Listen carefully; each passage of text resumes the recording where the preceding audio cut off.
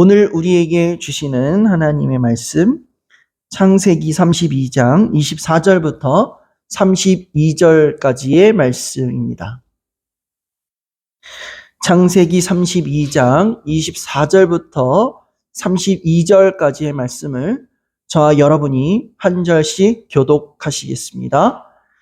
야곱은 홀로 남았더니 어떤 사람이 날이 새도록 야곱과 씨름하다가 자기가 야곱을 이기지 못함을 보고 그가 야곱의 허벅지 관절을 치매 야곱의 허벅지 관절이 그 사람과 씨름할 때에 어긋났더라.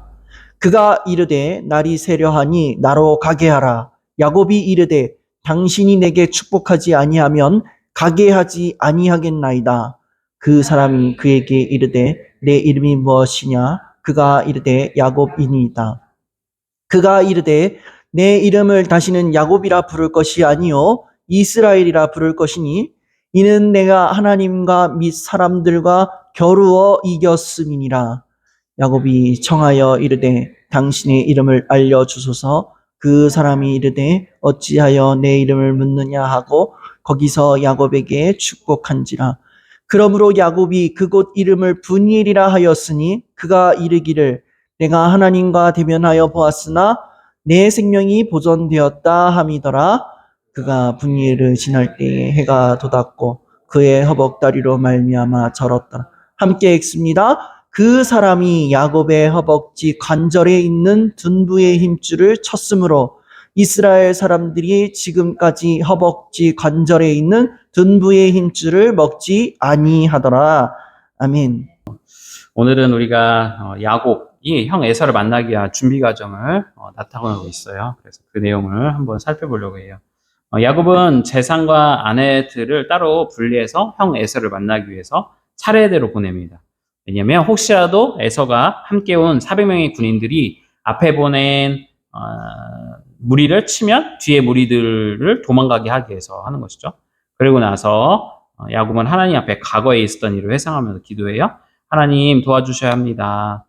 그렇게 말하고 있는 거죠. 그리고 나서 밤이 되자 오로지 야곱 혼자서 남게 되었습니다. 그러자 어떤 사람이 등장해요. 야곱과 이제 씨름을 하는 거죠. 성경을 말하고 있어요. 이 내용이 우리들이 오늘 읽은 말씀입니다. 우리 야곱이 어떻게 씨름했는지 구체적으로 한번 알아볼까요? 우리 25절 말씀 한번 같이 볼까요? 읽겠습니다. 시작.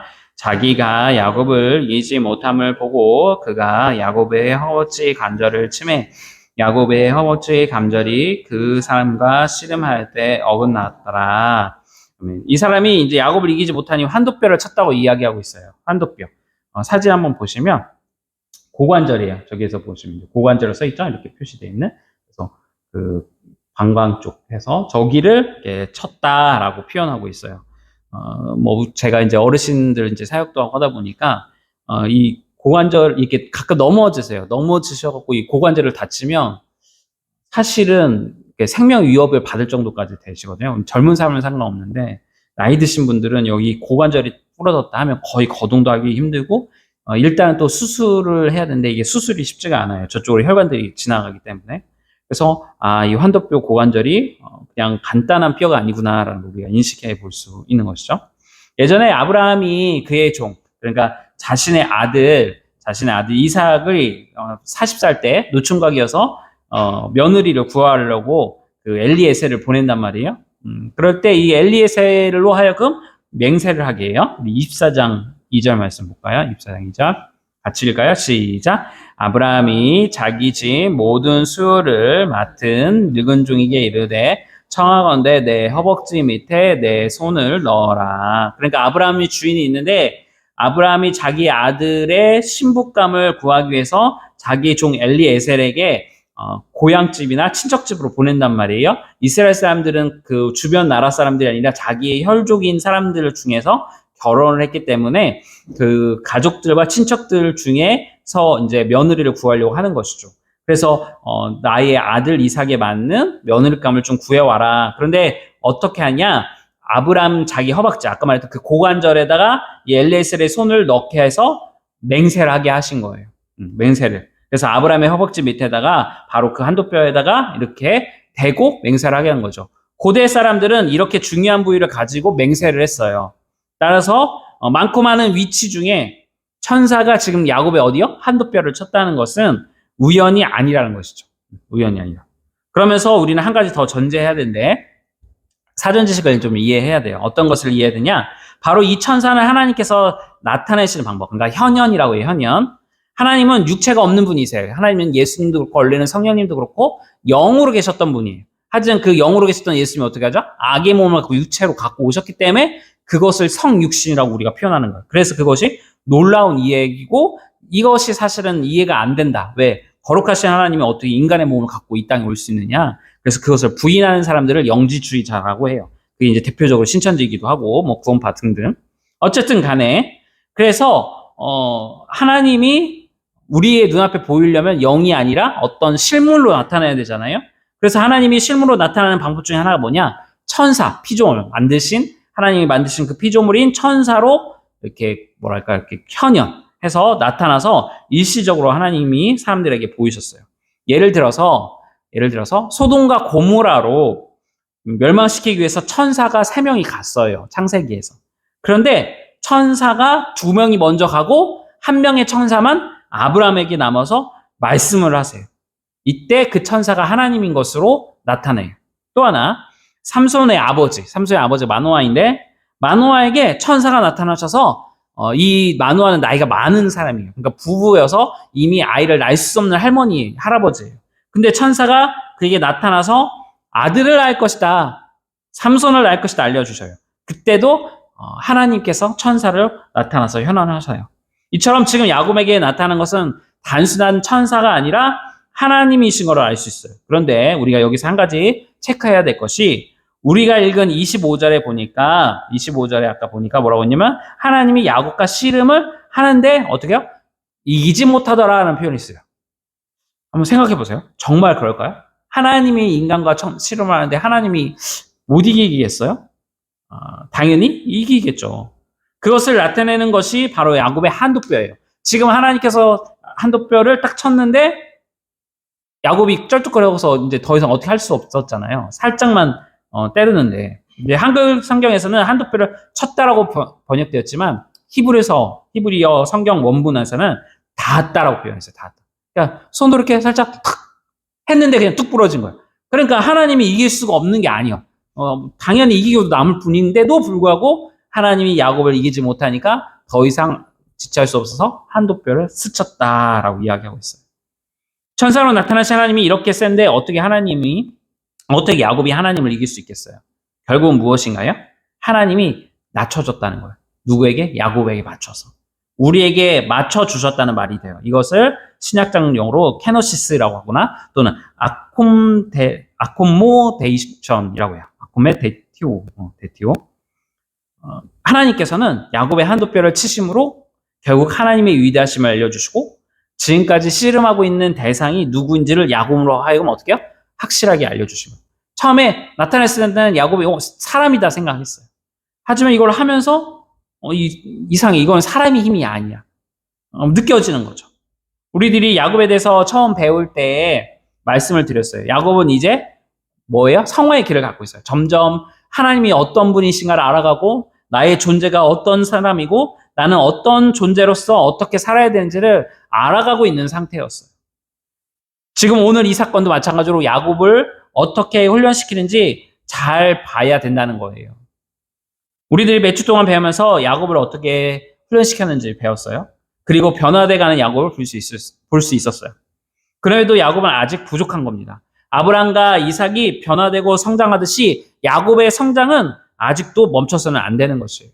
그리고 오늘 그것을 하나님이 또 어떻게 실천하시는 겁니다. 야곱에게 있어서 가장 큰 두려움의 대상은 누구예요? 현재 에서예요. 형 에서. 20년 전에 내가 형을 정말로 골탕 먹이고 형을 속여서 장자권을 빼앗고 아버지의 유산 상속을 받으려고 했던 그 모습. 그리고 그 형은 그 야곱을 어려서부터 싫어했고 그 사건을 계기로 내가 아버지가 죽을 날이 얼마 안 남았으니까 동생 야곱을 죽이고 내가 반드시 이 야곱을 죽이고 말겠다.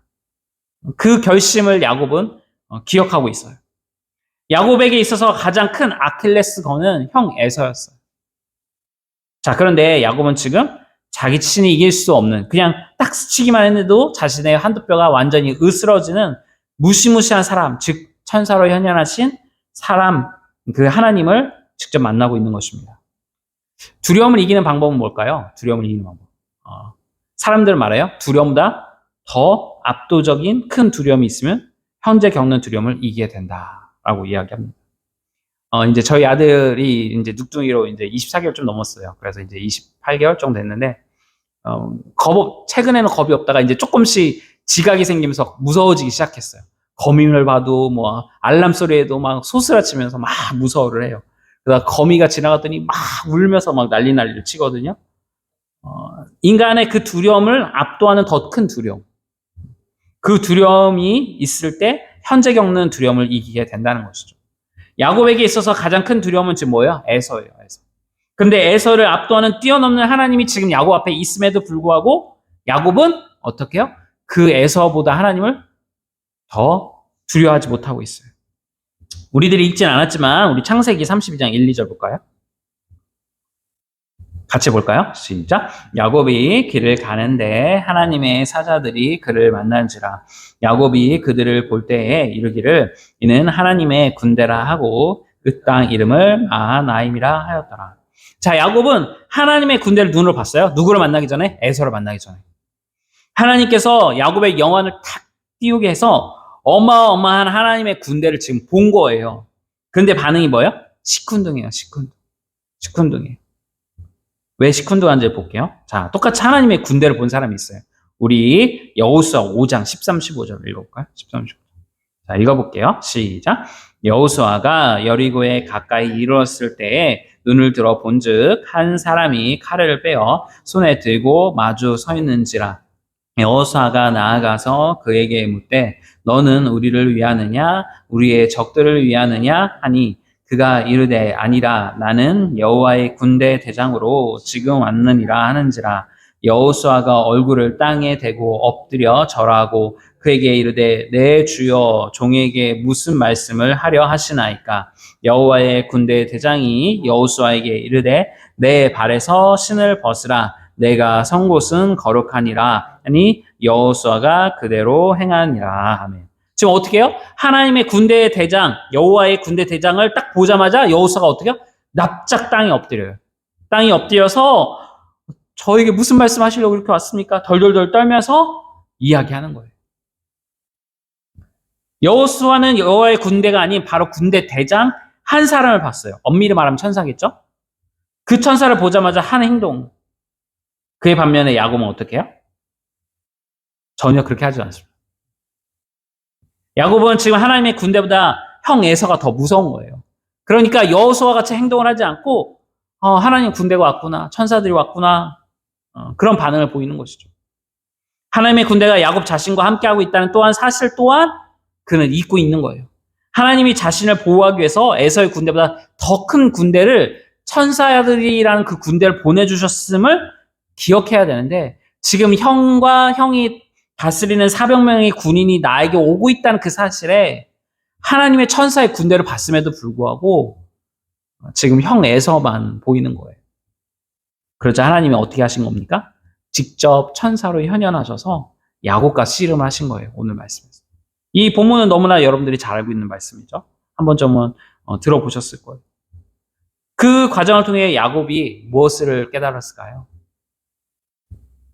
새벽이 가까우자 이제 야곱이 26절에 이렇게 말합니다. 26절 같이 읽을까요? 시작. 그가 이르되 날이 새려하니 나로 가게 하라. 야곱이 이르되 당신이 내게 축복하지 아니하면 가게 하지 아니하겠나이다. 자, 여기서 하나님의 야곱에 향한 두 번째 눈높이 교육이 있어요. 그러니까 첫 번째는 야곱아, 내가 하나님의 천사 군대를 너에게 먼저 보여줬는데 왜 그거를 의지하지 않고 내가 너와 함께한 것을 의지하지 않고 왜 야곱과 네가 에서 형을 더 무서워하느냐. 그 모습을 이야기해 주는 거고, 두 번째는 눈높이로서 뭘 이야기하느냐. 야곱이 붙드는데 가게 하라 말합니다.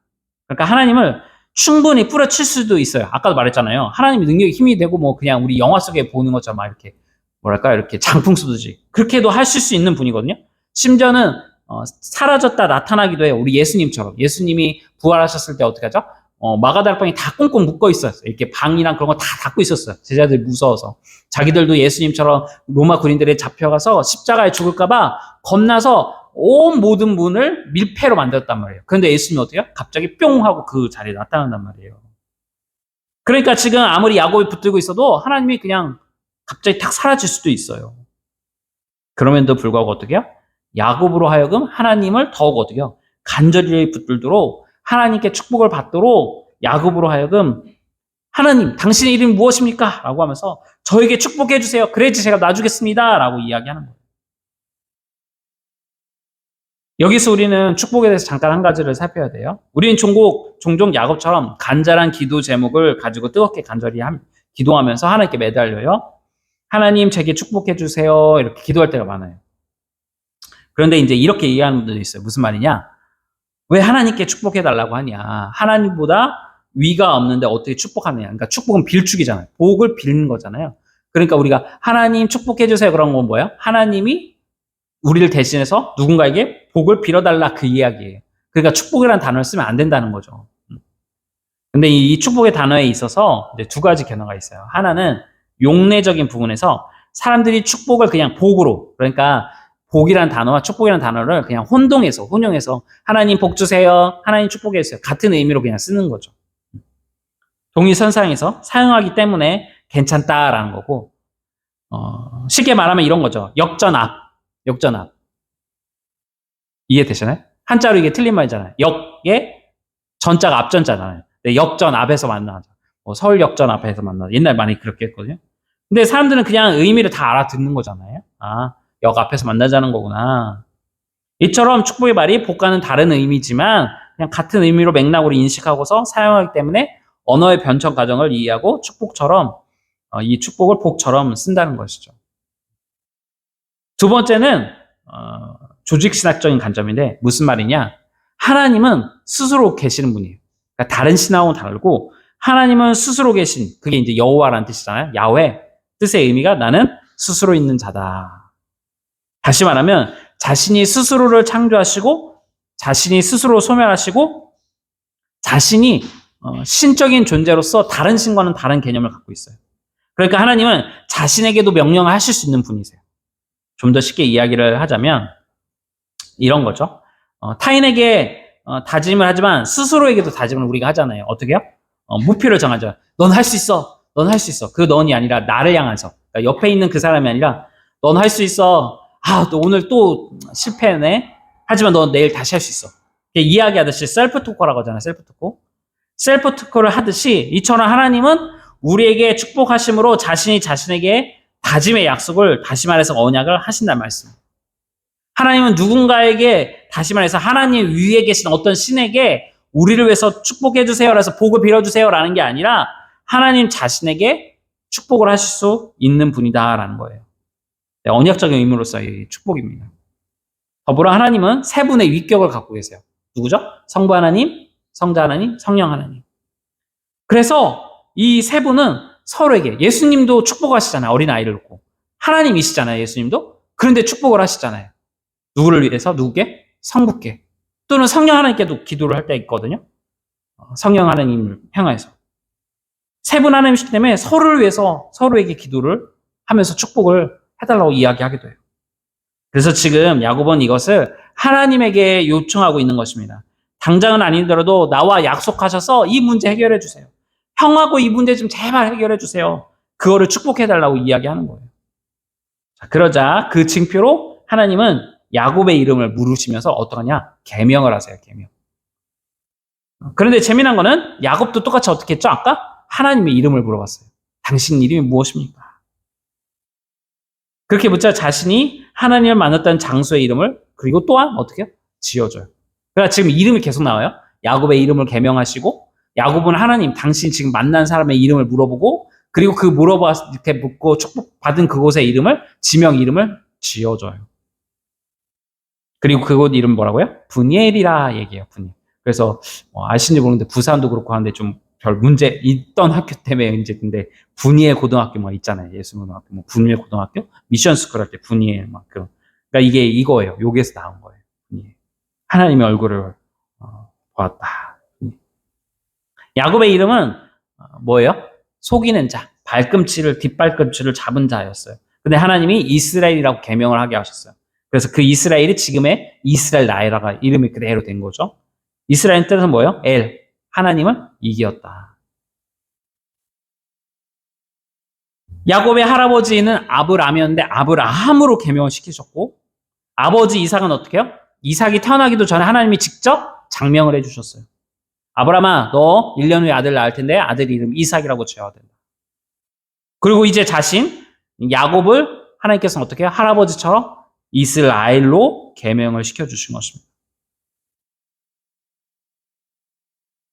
아까도 말씀드린 것처럼 이스라엘 뜻은 보통 하나님과 겨루어 이긴 자라고 말합니다. 그런데 이 이스라엘의 뜻은 고집하다, 견디다, 노력하다, 강력하다라는 뜻도 있어요. 지금까지 살펴본 것처럼 야곱은 하나님과 다투어 이겼다 볼 수 없어요. 그런데도 하나님은 어떻게 해요? 너는 나랑 싸워서 이겼어 라고 이름을 지어준 거예요. 하나님과 더불어 싸운 자, 하나님의 도움을 받아 싸운 자라고 이해하는 것이 사실 더 타당하잖아요. 다시 말해 야곱이 하나님의 도움을 받아 형 에서와 싸운다는 의미를 가지는 것이 더 타당하겠죠. 하나님이 함께 하시는 야곱은 강력하고 능력이 있다는 말입니다. 이제 오늘 말씀 한번 정리해 볼게요. 정리하고 이제 우리가 결론을 향해서 오늘 주신 말씀 때문에 우리가 묵상해야 될 것은 무엇인지를 찾아보려고 해요. 야곱은 형 에서를 만나기 전에 이미 하나님의 군대 마하나임을 만났어요.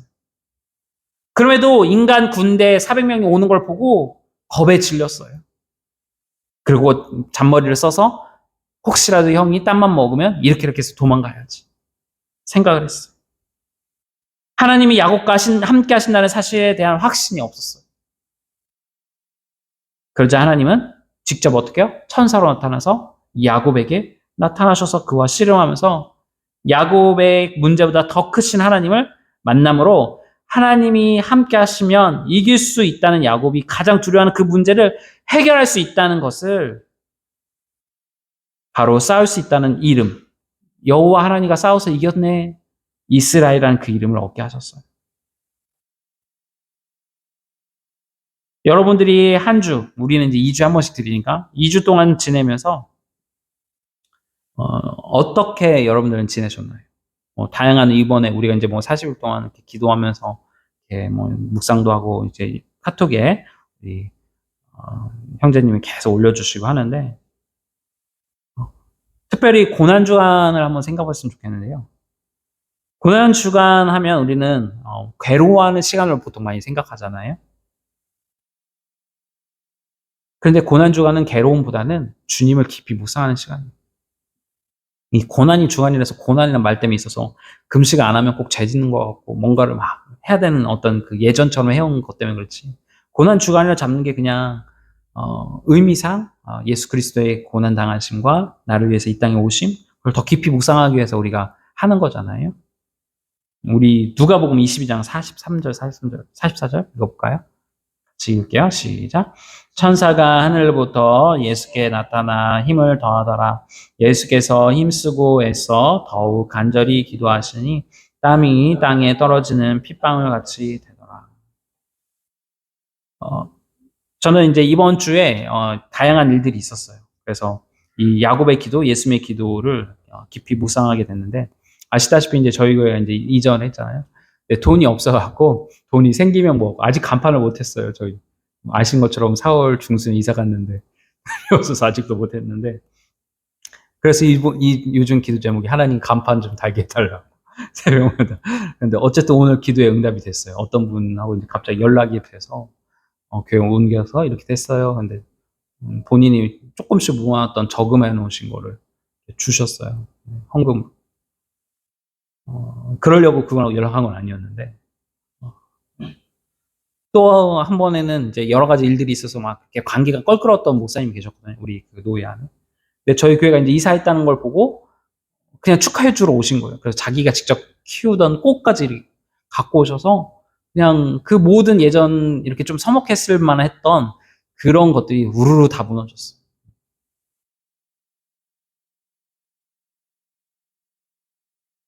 여러분은 어떤 문제가 생겼을 때 기도하는 시간을 야곱처럼 또는 우리 예수님처럼 기도에 씨름하는 시간들이 있으신가요? 저처럼 교회 일들로 여러 가지로 놓고 야곱처럼 예수처럼 기도하는 시간을 여러분들도 가졌으면 좋겠습니다.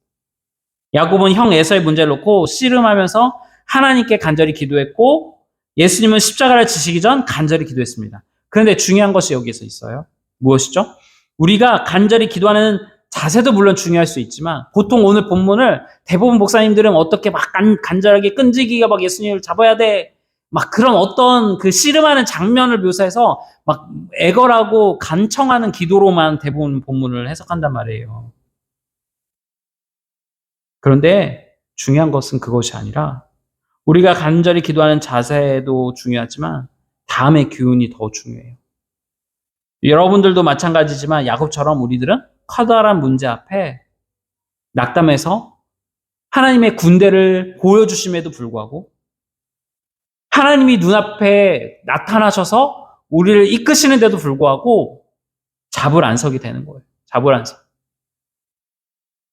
그럴 때 하나님은 우리를 절대로 버려두지 않고 낮아지시고 우리의 눈높이로 그리고 우리가 깨달을 수 있을 때까지 야곱처럼 그렇게 야곱에게 눈높이로 맞춰두듯이 우리에게 맞춰주신다는 거예요. 이것이 은혜가 되는 거예요.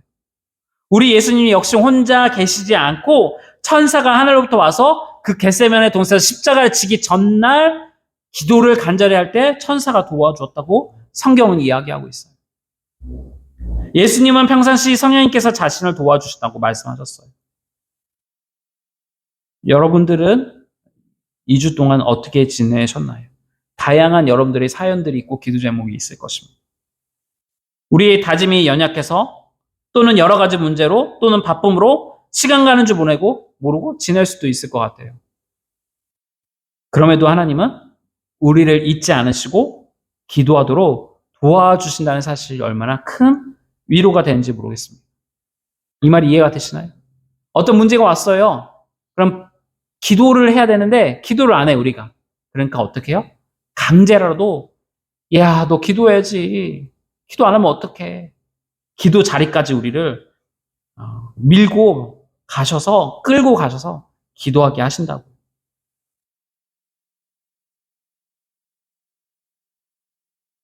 우리는 많은 은혜를 받고 야곱처럼 이렇게 해결을 받고 우리가 앞으로 살피겠지만 또 언제 그랬냐는 듯이 경건의 모습이 수그러들지 모르겠습니다. 급할 때는 하나님께 기도하는데 그 문제가 해결되면 언제 그랬다는 듯이 잊고 살 때가 많아요. 그럴 때 오늘 말씀을 기억하셨으면 좋겠습니다. 예수님의 겟세마네 기도는 단순히 자신의 십자가 사역만을 위한 기도가 아니었어요. 요한복음에 보면 얼마나 간절히 우리들, 그러니까 예수님의 제자 말고 현대의 우리들까지 예수님은 멀리 보실 수 있는 분이니까, 미래를 보실 수 있는 분이니까 그 우리들을 위해서까지 지금 이 자리에 앉는 여러분들과 저를 위해서도 간절히 기도한 기도의 내용이 요한복음에 나와요. 예수님이 이렇게 기도해요. 제자들과 하나님 이후에 믿게 될 우리의 귀한 성도들 그들을 붙잡아 주시고 하나 되게 해 주십시오. 매우 간절히 기도하십니다. 얼마나 간절히 기도하셨던지 땀이 땅에 떨어지는데 핏방울과 같이 되었더라 라고 표현하고 있습니다. 야곱에게 나타나셨던 그 하나님은 2000년 전 겟세마네 동산에서 우리를 위해 기도하시는 예수님으로 나타난 것이며 오늘날에는 우리가 빌바를 알지 못하는 답답한 상황에서도 말할 수 없는 탄식으로 우리를 도우시는 성령 하나님으로 우리에게 나타나신다는 것입니다. 삼위 하나님은 이렇게 우리를 열심히 기도하도록 도와주신다는 사실을 기억해야 합니다. 사랑하는 여러분, 앞으로 또 한 주 동안 우리가 오늘 말씀을 생각하며 그래 맞아 내가 기도해야지. 경건을 위해서 말씀 생각하고 묵상하며 살아야지 라고 생각하실 거예요. 네, 잘하시는 거예요. 그런데 시간이 좀 지나면 또 서그라들 수도 있어요. 뭐 가깝게는 우리 한 2주에 이 시간에 샤인 커뮤니티가 9시간 가기 싫은데 또 차 타고 올라가면 또 힘들고 그런 마음 들 수도 있어요. 저도 드는데 왜 안 되겠어. 그런데 오고 나면 찬양하고 기도하고 말씀하면서 은혜가 되는 것이죠. 야곱을 도와주셨던 하나님의 마음을, 겟세마네에서 우리를 위해 기도하셨던 그 예수님의 마음을, 우리를 위해 늘 도와주시게 애쓰셨던 성령님의 마음을 되새기면서 우리가 날마다 기도하시고 어떤 문제가 생겼을 때뿐만 아니라, 또는 나의 문제뿐만 아니라 우리 가족들, 우리 공동체, 나의 친구, 그 기도 제목을 놓고 새벽에 가서 기도해 보시고, 금요 기도회 때 기도하시고, 주일날 가서 예배 때 한번 기도해 보시면서 간절한 기도가 무엇인지 그냥 단순하게 매달리는 게 아니라 그 하나님의 깊은 사랑을 여러분들이 느끼면서 기도하실 때 오늘 이 야곱의 응답됨이 여러분들이 나타나기를 주님 축복합니다. 같이